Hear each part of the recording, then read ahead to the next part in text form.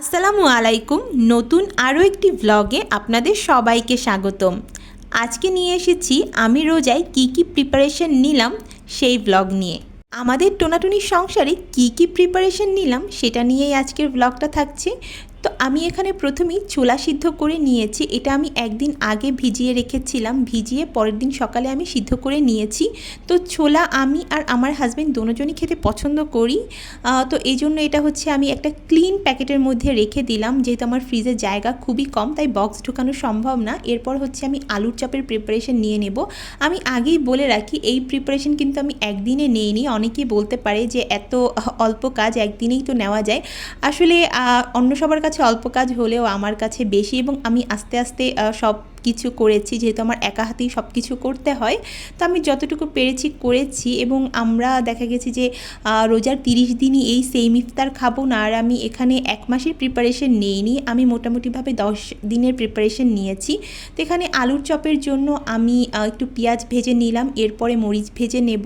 তো আমার হাজব্যান্ড এভাবে আলুর চপ খেতে পছন্দ করে। তা আমি আমার হাজব্যান্ডকে বলেছি এবার আলুর চপ মানে শুধুই আলুর চপ, আমি এবার ডিম দিব না আলুর চপে। আগে আমি আলুর চপে ডিম দিতাম, তো এবার ভাবলাম যে আলুর চপ মানে শুধুই আলুর চপই বানাবো।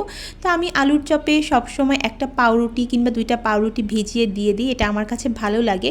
তো এবার দেওয়ার কারণ হচ্ছে আলুটা খুবই নরম, নতুন আলু হওয়ার কারণে একটু বেশি নরম, এজন্য আমি এখানে 2টো পাউরুটি ভিজিয়ে দিয়ে দিয়েছি। এরপরে আমি দিয়েছি পেঁয়াজ ভাজা, তারপর একটু ধনেপাতা, মরিচ ভাজা, লবণ, জিরা গুঁড়া।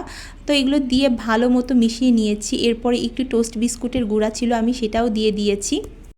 বিয়ের আগে দেখতাম আমার আম্মু এভাবেই আগে সব কিছু গুছিয়ে রাখতো, তখন আম্মুর সাথে হেল্প করতাম। আসলে হেল্প করতে ইচ্ছে করতো না, তারপর আম্মু ডাকাডাকির পরে আসতাম। তো যখন আমি ইফতারের প্রিপারেশন নিচ্ছিলাম তখন আম্মুর কথা খুবই মনে পড়ছিল।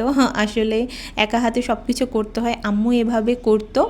তো এখানে আমি একটু রসুন ব্লেন্ড করে নিচ্ছি। আমার বাসায় রসুন শেষ হয়ে গিয়েছিল আর অল্পই রসুন ছিল, যতটুকু ছিল ততটুকুই ব্লেন্ড করে নিয়েছি।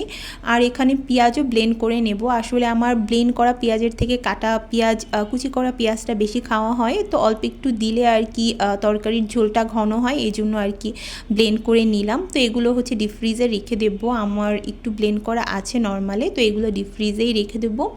তো আসলে একবারে সব কাজ গুছিয়ে নিলে কাজ অনেক ইজি হয়ে যায়। তো এখানে আমি এখন পেঁয়াজুর প্রিপারেশন নেব। তো আমি 3 ধরনের ডাল দিয়ে এবার পেঁয়াজু বানাবো ভেবেছি, মসুর ডাল, মুগ ডাল আর বুটের ডাল। তো আমি প্রথম এটা ট্রাই করছি। প্রথমে ভেবেছিলাম যে আমি একটু গুঁড়া করে নিব, আমি একটা ভিডিওতে দেখেছি ভিজিয়ে তারপরে ডালটা নরম হলে ওটাকে শুকিয়ে তারপরে ব্লেন্ডারে ব্লেন্ড করে গুঁড়া করে নেয়, কিন্তু আমি এটা করতে চেয়েছিলাম, বাট পরে ভাবলাম যে না, যদি ঠিক না হয় তো আমি এটাকে শুকনো অবস্থায় ব্লেন্ড না করে ভিজা অবস্থায় ব্লেন্ড করে তারপরে আমি ফ্রিজে রেখে দেব। এরপরে হচ্ছে এর সাথে পেঁয়াজ যা যা লাগে সব দিয়ে পেঁয়াজও ভেজে খাবো। তো আমাদের বাসায় আলুর চপের থেকেও পেঁয়াজুটা বেশি খাওয়া পড়ে। আমার হাজব্যান্ড এবং আমি দুজনই পছন্দ করি পেঁয়াজু, আমি আলুর চপ এতটা পছন্দ করি না। তো যাই হোক, ওই যে আমি বললাম আমি মোটামুটিভাবে 7 থেকে 10 দিনের প্রিপারেশন নিচ্ছি, তাই এত বেশিভাবে আমি ডাল ব্লেন্ড করিনি। এরপরে এই ফুলকপি ছিল বাসায়, এটাকেও আমি সিদ্ধ করে রেখে দেব। আমি ফুলকপির পাকোড়া খেতে পছন্দ করি।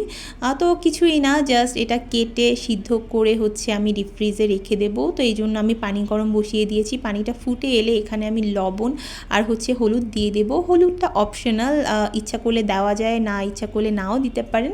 তো এরপরে হচ্ছে ফুলকপিটাকে এখানে দিয়ে দেব, একটু হাফ ডান করে নিব। তো আমার প্রবলেম হচ্ছে যে আমার ফ্রিজের জায়গা খুবই কম, তো এগুলো যে রেখে দিব এটার জন্য কোনো জায়গাই ছিল না ডিপ ফ্রিজে। তো ডিপ ফ্রিজ থেকে আমি অনেক কিছু নামিয়েছি শুধু এগুলো রাখার জন্য। তো আমি এখন একটা বক্সে করে ফুলকপিগুলোকে রেখে দিচ্ছি, এগুলো পরে ডিপ ফ্রিজে রেখে দেবো। আমি এর আগে ঠান্ডা করে নিয়েছিলাম।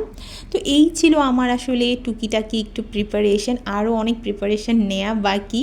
তো এই ভিডিওটা আমি অনেক আগেই শ্যুট করেছিলাম কিন্তু আপলোড করা হয়নি। তো যাই হোক, সবাই ভালো থাকবেন, আল্লাহ হাফেজ।